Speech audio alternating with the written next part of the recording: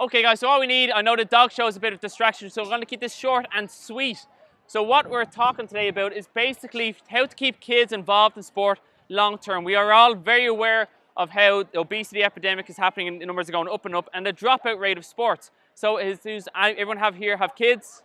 Say aye, yeah, so aye, so a couple here have kids. So basically what it's about is the age range that you want to start kids off in.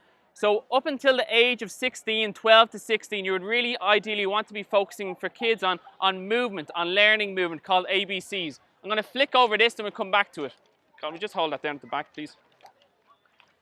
So we're going to talk about the different stages. So there's 3 different stages up until age 12. From age 0 up, what do you want kids to be involved in to keep them healthy and long-term involvement in sport?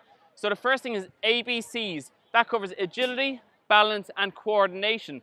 So for me as a personal trainer, for Colin as a personal trainer, the one issue that we find is that when clients do come in the door from the age range of 18 up, is they have no movement literacy. So what that means is the ability to bend down and touch their toes, the ability to hinge at the hip, or to have the coordination to do any kind of exercise in the gym or outside the gym. That's where people struggle, is because they don't have agility, balance, or coordination nailed.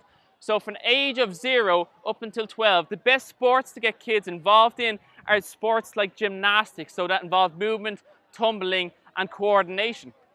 So gymnastics and also dance, and that covers all general movement. So if you think about gymnastics compared to soccer or compared to golf, for example. So if a kid from an early age specializes in golf, which is still good, but they specialize that in golf all the way forward, the movements in that are restricted. The movements in general other sports are restricted. So try and get kids involved in as many sports as possible. Who would agree with that?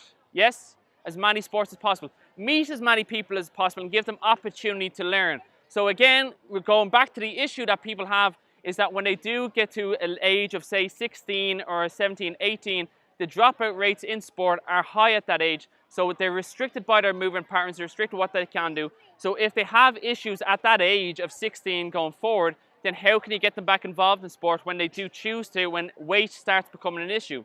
So you want to give them the best opportunity possible. So starting from gymnastics from age 0 up to 5 or 6, then trying to encourage them into dance and trying to do as many sports as possible. Also coming back to this, so Colin, will you flip that back over? Back over.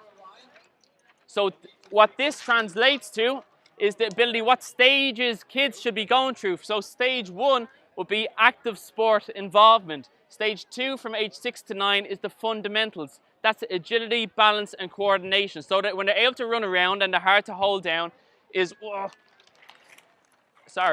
So when they're hard to hold down is the fundamentals. That's agility, balance, coordination. This is the age where you really want to work hard with your kids to get them involved in things like dance and gymnastics. Who would agree with that? Yes? Yes, exactly. So get them involved in as many movements as possible.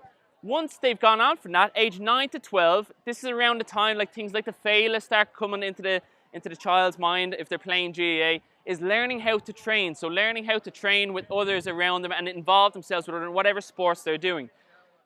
When you're gone through the stage of 12 to 15, at age 16 plus, that is the only time that your child should be thinking about specializing in any sport. This is vitally important to stop the child dropping out of sport, hating sport, and therefore hating physical activity. Who would agree with this? Say yes?